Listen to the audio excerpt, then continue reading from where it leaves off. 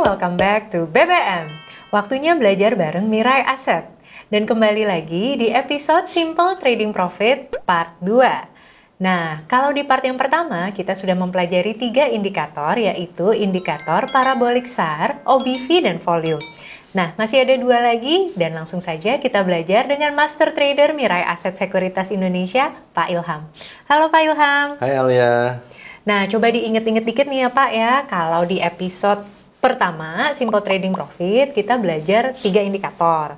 Totalnya ada berapa sih Pak? 5. 5 ya? Ya. Oke, nah 2 lagi ini apa nih Pak? Nah, 2 lagi ini kita akan belajar indikator. Yang pertama MACD osilator, Oke. lalu yang berikutnya stochastic slow. Langsung saja kita sambung pembelajaran untuk chart saham. Nah, kita mau bahas chart saham apa nih Pak? Nah, kita coba bahas saham Antam. Oke. Nah, di sini kita langsung buka aja ya, indikator MACD osilator. Nah, di sini sahabat Mirai Asset bisa lihat di layar. Di sini sudah ada parabolic SAR yang titik-titik di atas, lalu yang di bagian tengah ada volume. Di paling bawah ini ada OBV yang sudah kita bahas di Part 1 kemarin ya? betul sekali di part Oke. 1. Nah, ini sebelah kanan atas gambar gerigi bisa diklik.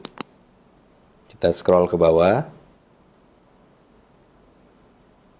Kita checklist MACD osilator, kita close. Nah, dia akan muncul tampilannya seperti ini ya. Nah, sahabat Mirai Asset bisa melihat di sini ada bagian diagram merah, ya, di sini. Ada juga diagram biru. Artinya apa nih Pak, si merah dan biru ini? Nah, artinya ini kalau diagram biru itu berarti harga terjadi penurunan atau downtrend.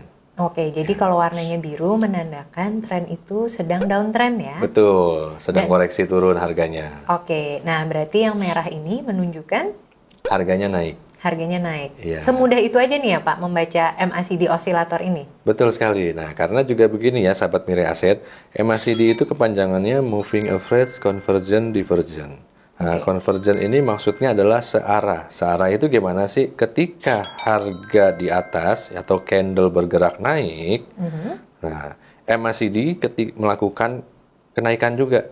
Nah, itu dianggap searah. Itu dianggap searah. Betul. Itu yang convergence ya? Convergence. Nah, kalau divergence ini tandanya sedangkan seperti apa? Divergence itu maksudnya ada penyimpangan. Ketika candle bergerak naik, tapi MACD malah bergerak turun. Nah, itu terjadi penyimpangan. Alhasil maksudnya, sahabat Mirai Asset bisa antisipasi karena harga di kemudian hari akan tiba-tiba Bisa reversal berbalik turun. arah. Betul. Oke, jadi ini juga memberikan sinyal tren kalau kita harus bersiap-siap nih, apakah akan ada tren berbalik arah itu ya? Betul sekali. Oke, nah itu kan MACD osilator. Ya. Berarti tinggal satu lagi nih ya Pak, indikator simple trading profitnya. Ya. Oke, Betul lagi. lanjut kalau begitu. Oke, kita lanjut, kita bahas yang berikutnya, stochastic slow. Kita boleh masuk di menu sebelah kanan atas, klik gambar gerigi. Kita scroll ke bawah.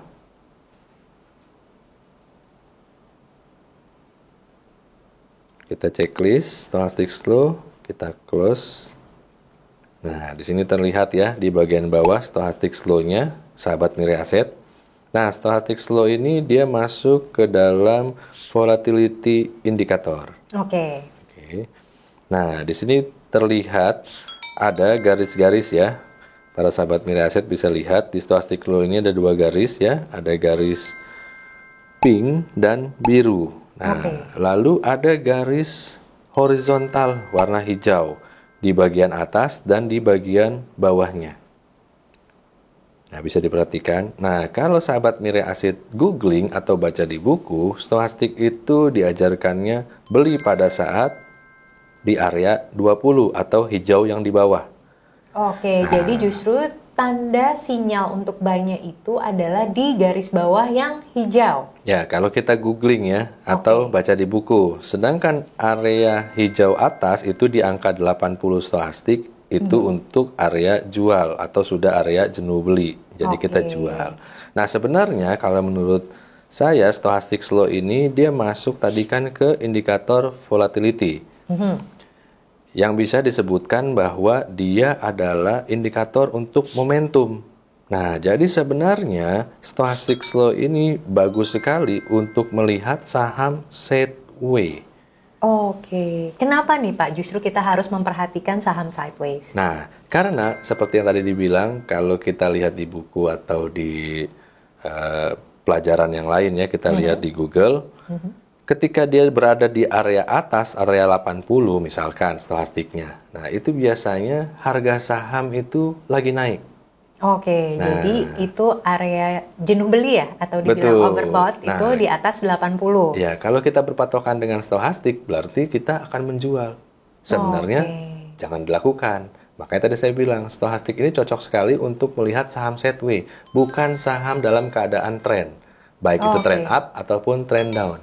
Nah, jadi stochastik gunakanlah di saham sideways. Contoh, nah Contoh. cocok nih saham yang lagi kita lihat, Oke, yaitu jadi saham Antam. Antam ini justru lagi bergerak sideways ya? Betul, harga sahamnya. Nah, sahabat Mirai Aset, kita bisa perhatikan stochastiknya. Stochastik ini akan bergerak mulai naik ke atas atau malah ke bawah. Nah, momentum duluan yang akan memberitahukan harga ini akan bergerak dari stochastiknya, bukan indikator yang lainnya. Wah, sebenarnya sesimpel itu ya Pak ya? Betul sekali, Alia. Nah, mungkin boleh dong Pak coba satu saham lagi nih yang bisa Boleh. langsung kita lihat menggunakan seluruh indikator ini. Oke, kalau gitu saya pilih saham Indofood. Oke, kita pilih Indofood. INDF ya. Ya, Oke.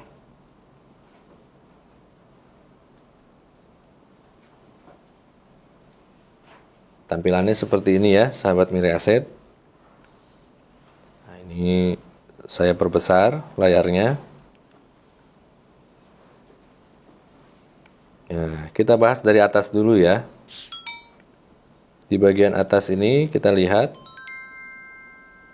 parabolik titiknya di bawah. Ya, berarti kita tahu harga masih ada penguatan naik. Lalu volume kita lihat di sini bagian keduanya, volumenya tabungnya lebih tinggi dari hari-hari sebelumnya. Ya, berarti dia break nih volumenya. Menandakan hari ini ada transaksi penguatan ya, lebih besar dari hari sebelumnya. Nah, kenapa saya sebutnya penguatan? Karena di sini harganya pun naik ya. Kita bisa lihat naik di 5%. Nah, di sini untuk OBV ya, kita bisa lihat garis birunya masih di atas garis merah. Berarti tren jangka panjangnya masih confirm ya. Nah, untuk lihat MACD, tren jangka pendeknya kita lihat. Diagram masih diagram merah yang menandakan harga masih bergerak di atas atau naik. Nah, untuk stochastik, nah tadi sempat dibahas kita lihat ya, stochastik ini adalah momentum untuk melihat saham sideways ketika dia keluar dari sideways. Nah, ini kita lihat stochastiknya ya. Birunya sudah di atas garis merahnya yang menandakan dia keluar dari sideways. Oke, jadi bisa kita simpulkan kalau sebenarnya saham INDF ini bergerak positif ya? Betul sekali, Alia. Nah, ini kan pergerakan chart daily nih Pak. Kalau saya mau ngeliat tren secara weekly chart gimana? Ah, bisa juga sama, cara bacanya pun sama. Nah, kita coba ya, kita rubah time frame-nya. Sahabat Mirai Aset bisa klik ini yang huruf D. Nah, di sini ada W itu weekly, M besarnya monthly, M kecilnya menit, huruf T itu tick. Nah, kita pilih yang W ya, atau weekly. Oke. Nah, ini saya coba perbesar ya. Nah, di sini sahabat Mirai Aset bisa lihat ya. Bagian atas dulu, titik parabolik. Ya, ini baru titik pertama ya. Minggu kemarin dia sudah melakukan reversal ya. Nah, minggu ini harga mulai bergerak naik ya. Cenderung masih up ya. Ini masih di titik pertama. Untuk volume ya. Nah, sahabat Mirai Aset wajib perhatikan nih, di sini belum bisa dibilang volume lebih kecil. Kenapa? Karena kita memakai weekly. Nah, weekly itu harus confirm sampai dengan hari Jumat. Oke, jadi kita masih tunggu beberapa hari lagi untuk confirm volumenya dan indikator lainnya.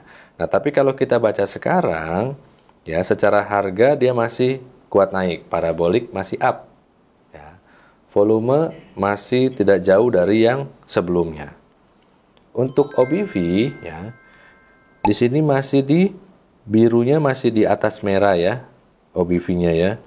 Nah, sedangkan MACD tren jangka pendeknya sudah mulai ya muncul diagram merahnya yang menandakan trennya mulai terkonfirmasi untuk up kembali. Nah, sedangkan untuk stohastik ya, ingat tadi di awal dibilang stohastik ini cocok sekali untuk saham sideways. Nah, kalau kita lihat Indofood di weekly, harganya bukan lagi di sideways karena lagi naik ya, lagi di trend. Berarti stohastiknya tidak usah diperhatikan dulu. Seperti itu, Alia. Wah, udah lengkap nih Pak. Kita udah belajar 55 indikatornya. Nah, saya mau nanya nih, gimana sih cara memaksimalkan penggunaan indikator ini biar kita tradingnya makin cuan?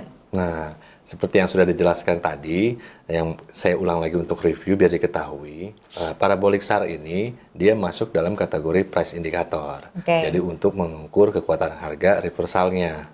Nah, sedangkan untuk volume indikator tadi ada dua yang kita bahas di volume dan di OBV. Nah, volume di sini kan seperti yang kita ketahui untuk melihat pergerakan transaksi harian, misalkan kita lihatnya harinya.